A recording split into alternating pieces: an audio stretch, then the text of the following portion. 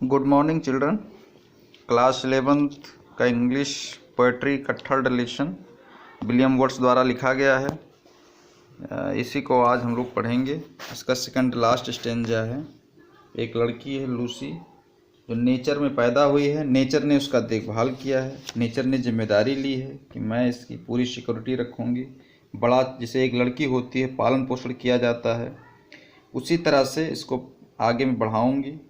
इसके जीवन के हर एक क्षेत्र में मैं इनको सहयोग करूंगी। उसी का आज हमको सेकंड लास्ट स्टेंजा हम लोग पढ़ेंगे।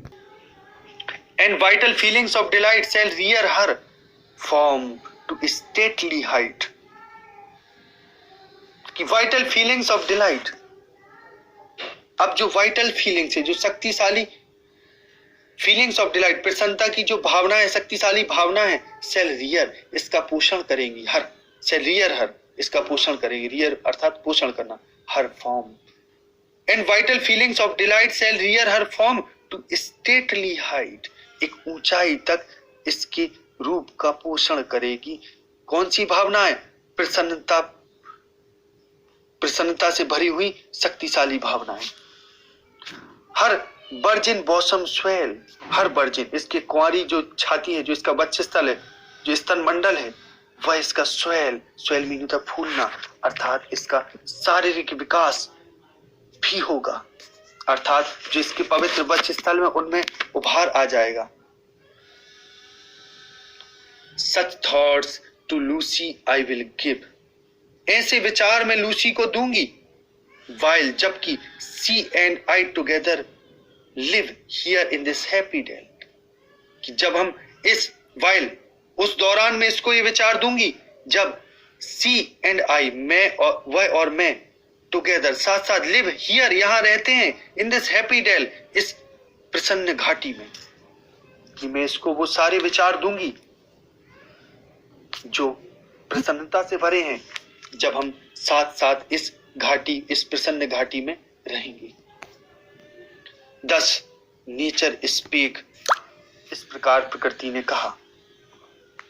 कि कभी कहता है कि वो सारी जो वाइटल फीलिंग्स हैं, प्रसन्नता की जो शक्तिशाली भावना है, वो मैं इसको प्रदान करूंगी और वह भावनाएं इसको एक ऊंचाई देंगी, इसके व्यक्तित्व को एक ऊंचाई देंगी, इसके शरीर को एक आकार देंगी, एक ढालेगी एक ऊंचाई तक, अर्थात इसका विकास होगा और इसके जो वक्षस्थल हैं उनमें उभार आएगा, अर्थात इसके स्तन बढ़ेंगे।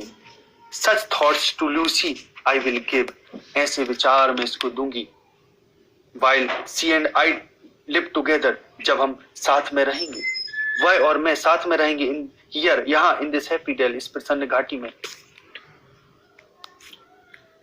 10 नेचर स्पीक, इस प्रकार से प्रकृति ने कहा। द वर्क वाज डन, इस प्रकार से प्रकृति कहती है। 10 नेचर स्पीक, अर्थात स्पीक मीन कहा, प्रकृति ने कहा। द वर्क वाज डन, अब जो काम है वो पूरा हुआ। लूसी को शिक्षित करने का, पालने पोसने का जो काम है वो पूरा हुआ।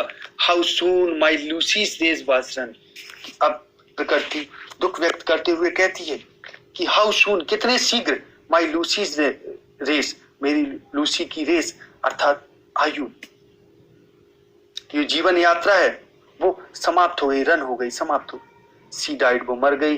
And left to me this heath, this calm and quiet scene, और मेरे लिए लेफ्ट कर गई, छोड़ गई क्या?